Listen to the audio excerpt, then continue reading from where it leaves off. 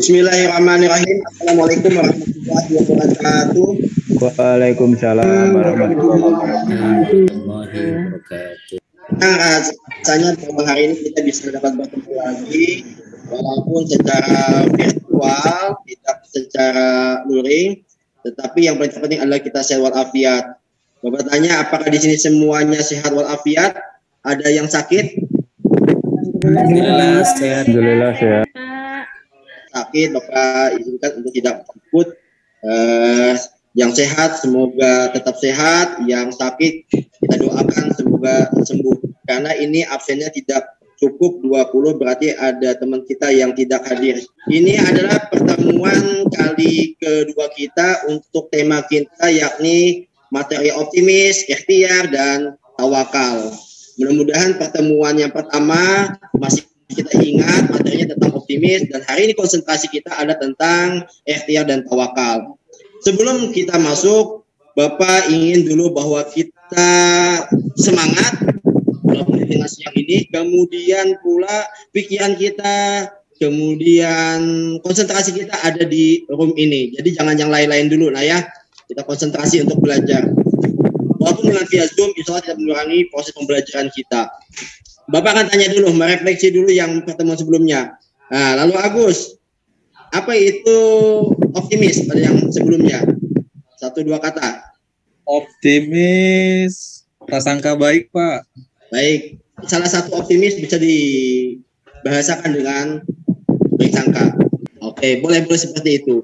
Artinya bahwa materi kita tentang optimis itu merupakan bagian kesatuan dari ikhtiar dan tawakal. Optimis, ikhtiar, tawakal itu satu bagian yang tidak terpisahkan.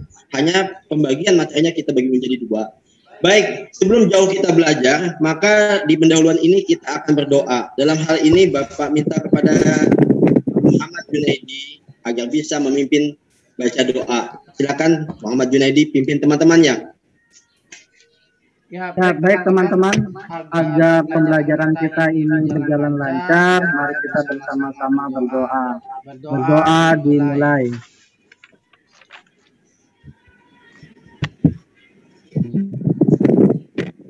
Selesai. Ya. Terima kasih kepada Junaidi sudah memimpin baca doa. Semoga kita dimudahkan untuk paham dan pula semoga ini jadi amal ibadah soleh ya. Baik. Kemudian selanjutnya Bapak ingin memberikan semangat dulu. Kalau Bapak katakan SMP Negeri 2, kita juga SMP 2. Katakan ya. Senyari-nyarinya hingga hilang penatnya, hingga hilang galaunya, risaunya. Bapak katakan SMP 2, katakan jaya. Yang keras dan kencang. SMP 2 jaya. Bapak sudah bagi kelompok, jadi hari ini tidak ada pembagian kelompok karena kelompok yang seminggu sebelumnya adalah kelanjutan pada hari ini. Maka teman yang nanti akan diminta untuk menyampaikan agar sudah siap, sudah menyiapkan materinya dengan mencari di ataupun dari literasi yang ada. Kemudian Bapak meminta kepada kita semua sebelum masuk ke materi membaca firman Allah materi ini. Ya Pak, sudah kelihatan.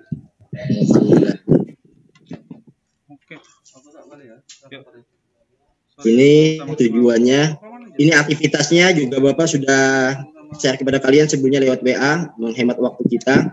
Baik, ini ada ayat tentang ikhtiar. Mohon kita baca bersama-sama.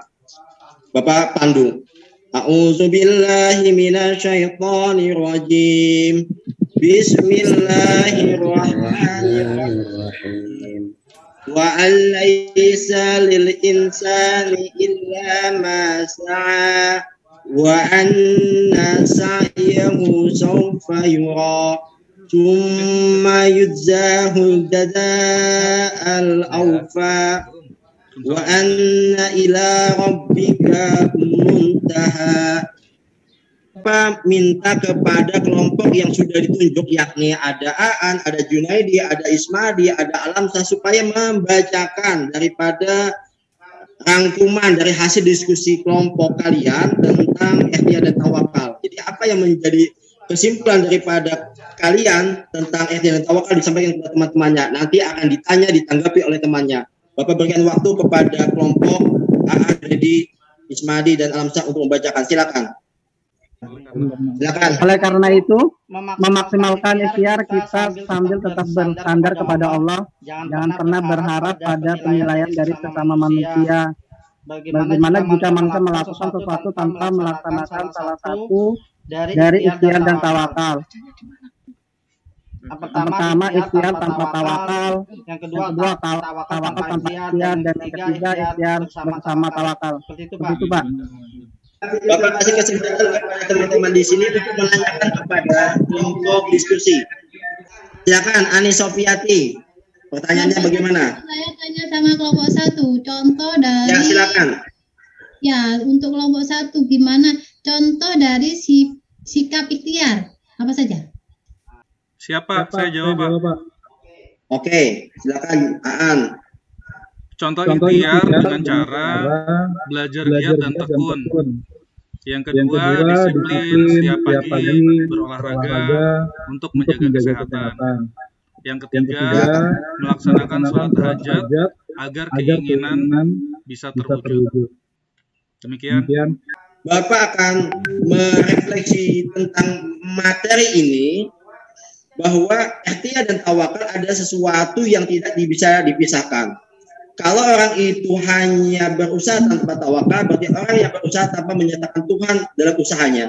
Orang yang bertawakal tanpa ikhtiar berarti sama orang yang hanya mengandalkan dirinya, menyerahkan usaha kepada Tuhan tanpa ada usaha. Baik, sekarang Bapak akan minta kepada kalian 5 kata kunci apa yang kalian dapat pelajaran daripada hari ini, dari apa yang disampaikan oleh pemateri, daripada apa yang Bapak sampaikan secara singkat. Robia Ansari, apa yang kamu dapatkan dari apa yang disampaikan temannya?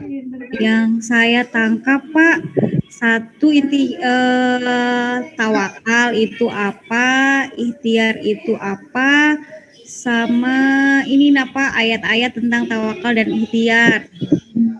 Bagian terakhir daripada pertemuan kita, Bapak akan menyampaikan simpulan. Tadi kan kalian yang menyimpulkan, sekarang Bapak yang akan menyampaikan kesimpulan. Izin Bapak share yang terakhir. Ikhtiar. Orang yang ingin pandai harus berusaha, orang yang ingin hidup berkecukupan harus rajin bekerja, kemudian orang yang ingin tabungan harus hidup hemat.